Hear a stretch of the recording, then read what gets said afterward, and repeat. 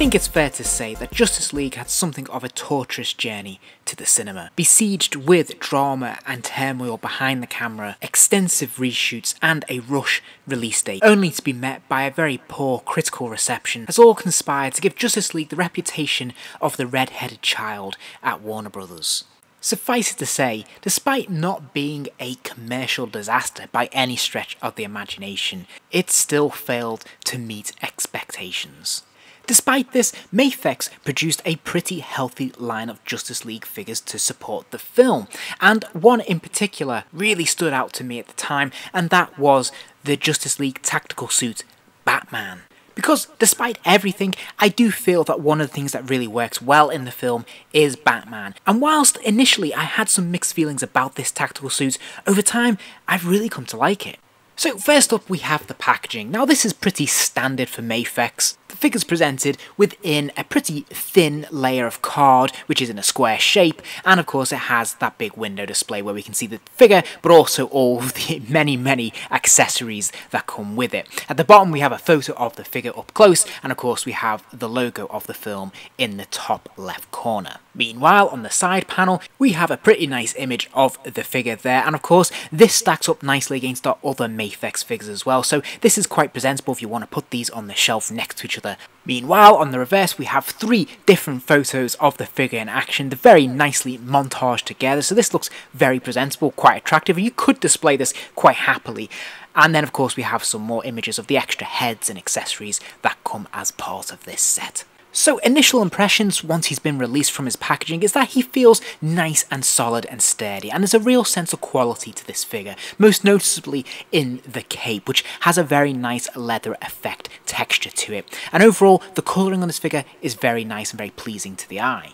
In terms of the head sculpt, this is very nicely done. Despite really only having the mouth area to judge by, this does actually have a pretty decent likeness of Ben Affleck.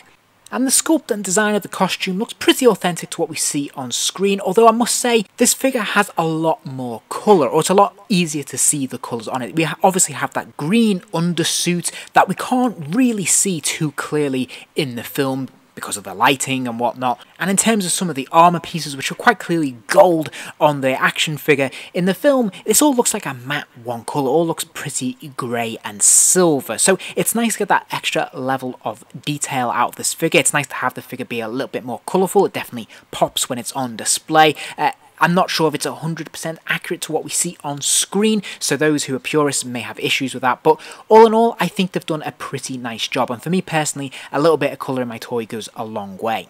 And I think the paint apps have been meticulously applied here as well. The sculpting is fantastic. There's such a lot of detail in terms of those individual pieces of armour, which some of them have dents and scrapes and scratches in, which is fantastic, but then there's all the extra bits as well, the extra textures. We have the straps and buckles, and these are all very carefully painted. There's no smudging, and it all looks very expertly done, and it just creates a sense of a lot of texture and authenticity. And speaking of texture, we have this wonderful faux leather cape as well. This is very nicely cut. Of course, it has a very nice feel to it as well. It feels like it's a very thin leather, which is nice. So it's nice to the touch, but also it is flexible enough that it can fold right the way out and wrap around Batman. And the edges of the cape are lined with a wire, so it is actually posable. You can get it to hold certain positions to create maximum dramatic effect. And I think it's very successful. I think they've done a very nice job of this, and it works very well. Now, one thing I did want to point out is that at the top of his collar there, at the back, on mine, the cape seems to be a little bit loose. I'm not sure if this is intentional to give it more flexibility, or whether it's just come away there, so something to be aware of. So how does he fare in terms of articulation? Well, anyone who's familiar with Mafex knows to expect an awful lot in this department. He's got a ball joint in the neck, so of course he can spin his head 360 degrees, he can look up and look down, and there's plenty of scope in between. There's another ball joint in the shoulder, which actually hooks into a joint within the shoulder, which is kind of has the effect of a butterfly joint. So he can kick his arms out a really good distance, he can throw them up and out to the side, which is great. And of course this is complemented by an upper bicep swivel as well. There's a double joint at the elbow, so he can bend his arm right the way back, and he can just about touch his head if you want him to, which is fantastic.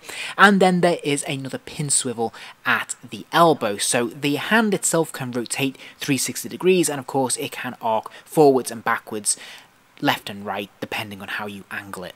Then there's another ball joint in the upper chest region, so he can lean from side to side, he can spin from side to side, and he can move forwards and backwards. Again, plenty of motion here to be able to get him in all sorts of interesting and dynamic poses. This is then further supported by another ball joint in the waist, and again has the same amount of rotation and movement here.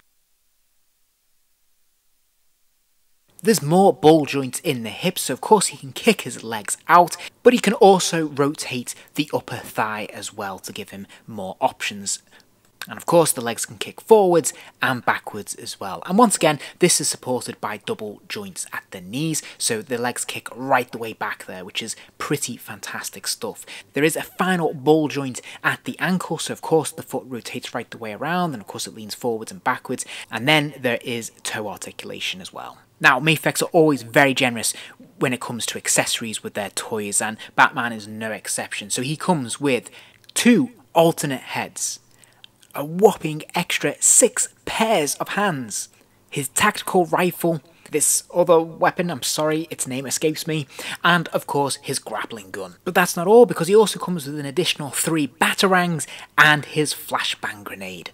As a result, you're absolutely spoilt for choice when it comes to selecting different looks for your figure, different dynamic poses you want to put him in, and near limitless potential for all sorts of dynamic looks and display options. And speaking of display options, he does also come with a stand as well. Now this stand is a little bit feeble. I think you might need to take your screwdriver to tighten up the joints a little bit, because the figure is obviously always going to be top heavy, and it does have a tendency to want to fall over. But if you persevere, you can get some pretty striking looks out of this stand. And then a very quick size comparison. Here he is standing next to the Mafex Batman vs Superman Batman, and here he is next to the Wonder Woman from the same series.